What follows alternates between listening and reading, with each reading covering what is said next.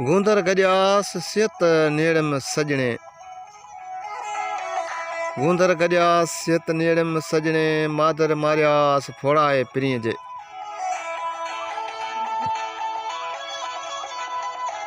मां गम सां हिकु आहियां ऐं पिरीं मुंहिंजी तंदुरुस्ती खणी विया। ए जीजल जानब जी जुदाई मूंखे मारे फना कयो आहे। आशिक जो जिंदड़ो गूंदर में गर्क आहे, खेस पिरीं जे फोड़ाए नियोड़े छॾियो आहे। संस सियत सालिम न आहे, छो त संस कड़ में सूर कतारूं लायो बीठा आहिनि। संस हियूं उठनि जे वॻ जियां सारो ॾींहुं पियो भटके ऐं पलण सां बि नथो पलिजे।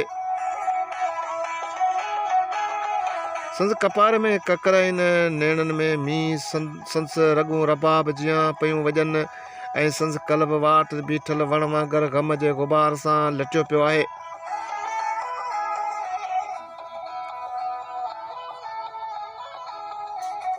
मूं मज़े ई मींहुं को करींदुसि ककरे, सरलो सारो ॾींहुं मूं पिरियां जो न लहे।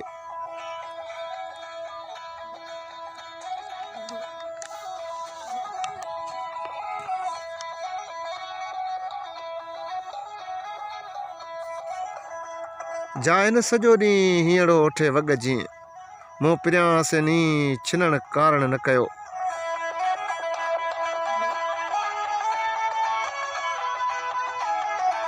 मुंहिंजो हियो उठनि जे वलर वांगर हिकु हंधि करार में न आहे। उठनि जे वलर वांगर भटके पियो ऐं मूं पिरीं सां मोहबत टोड़ण लाइ न कई आहे। ऐं हा, मूं पिरीं सां मोहबत टोड़ण लाइ न कई आहे। मिठाई साईं शाहिदी ॾिए थो, पल पल में पलियांस पल न रहे पिरीं रे, जीअं झोरीअ खां झलियांस झिॼो तीअं झोरी पवे। पल पल में रोकियांसि पियो हीअं खे, पर पिरीं खां सवाइ हिकु पल बि नथो रहे। जीअं गाराणे खां रोकियांसि तीअं वरिय में ॻरियो वञे गाराणे में पवे। ककर मंझि कपार झुड़ नेणो न लहे, अॼु मुंहिंजी चित में उठा पिरीं अपार, आओ सजण लसार विरह वेड़ी आहियां।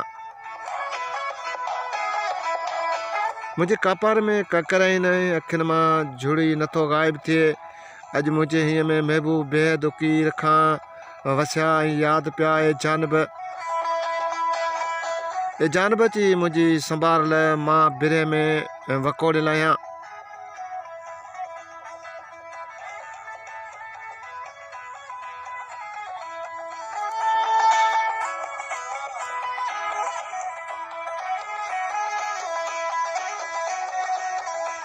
ऐं मूं मझी मींहुं पियो वसे, मां ककरनि खे छा कंदुसि। मुंहिंजनि नेणनि मां हमेशह जर जारी आहे। जानब जो झुड़ संस जुदाई में विझड़ण मुंहिंजे अंदर मां सारो ॾींहुं लही नथो। जॾहिं उहे पिरीं यादि पवनि तॾहिं उन्हनि सां दिलि जी सिक थी सलियां ऐं मुंहिंजे बदन जे वार वार हेठां मुंहिंजूं रॻूं रबाब जी तंदुनि जियां पयूं तंवारी।